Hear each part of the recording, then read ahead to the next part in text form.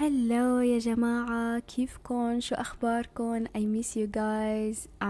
عن جد اشتقت لكم، اشتقت لأقرأ تعليقاتكم. شكرا يلي عم يضلوا يسألوا علي ويضلوا يستنوا الفيديوهات. كتير كتير عم بنبسط لما أقرأ تعليقاتكم، عن جد والله شكرا.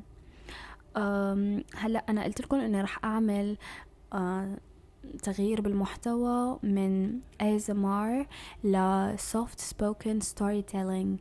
يعني ما رح أصير أعمل همس، بس ما رح نبعد كتير على ASMR. رح أصير أحكي لكم حكايات هيك غريبة وعجيبة وكل أي شي بتحبوه، بس ما رح يكون في whispers. راح يكون في بس soft spoken. رح أحاول أضبطه لأنه المنطقة اللي أنا فيها كتير صعب لحتى نعمل ASMR. كتير كتير عم يكون صعب. هلا عم سجل، وحتى لو عملت edit رح يكون صعب اني اتخلص من الباك جراوند. مبدئيا رح يكون كتير صعب. رح اخدكم معي جولة خفيفة ونحن عم نحكي شو رح نعمل بالمحتوى بالمرة الجاية. قلت لكم انه رح اعمل حكايات غريبة، weird stories او احداث حقيقية صارت حول العالم، بس هي زي حكايات، يعني ما رح تحسوا بالملل، ورح يكون كتير الصوت هادي والاتموسفير هادي، فما رح تحسوا حالكم انه بعدتوا كتير على الASMR. بالعكس رح تحسوا انه في هيك حدا عم يحكي لكم قصص بطريقة كتير هادية وكوزي لحتى تناموا. فيكن تقولولي انتو شو بتحبوا، شو هو القصص اللي بتحبوها. كمان فيكن تقترحوا علي مواضيع، قصص حقيقية، حتى لو كانت قصصكن انتو شي صار معكن بالأشباح وهيك والاشياء. راح اخلي الايميل تبعي وبستنى انكم تبعتولي. بليز خلوها قصص حقيقية، تمام؟ بدنا نرعب بدنا نرعب الجماعة المشاهدين، وبدنا كمان نرتعب نحنا كمان معكم بقصصكم وبس.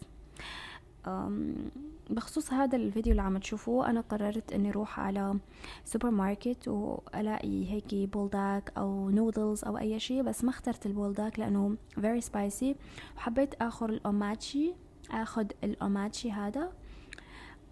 بذوق الشريمب، او ما بعرف شو بسموه بالعربي، نسيانته. المهم هو شريمب، فجربته وعملت موكبانج هيك على السريع، بس ما مو موكبانج حقيقي لاني لسه ما معودة على تصوير الموكبانج وهيك الاشياء لحد الان، لحد هلا.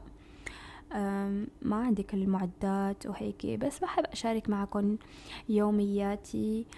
وكمان بما اني حبيت اني اعمل هيدي القناة او اعملها سويتش لستوري تيلينج نيتش، حبيت اعمل قناة ثانية اصير احكي فيها على يومياتي، هيك باخدكم معي مشاوير وهيك بنحكي سوا وبننبسط. المهم حبيت فرجيكم هيدا التمثال لبوذا الضاحك، او اسمه كمان بوذا السعيد. بحطوا قدامه الاكل وهيك تعبير عن العطاء والوفرة وهيك، وكمان عم يتأملوا في البركة.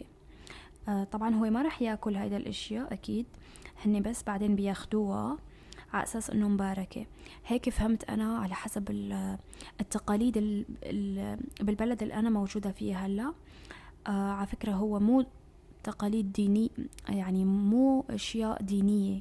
هيدا الاشي تبع بوذا الضاحك والطعام وهيك، يعني فكرة تقليدية اكتر منها دينية، هيك عرفت.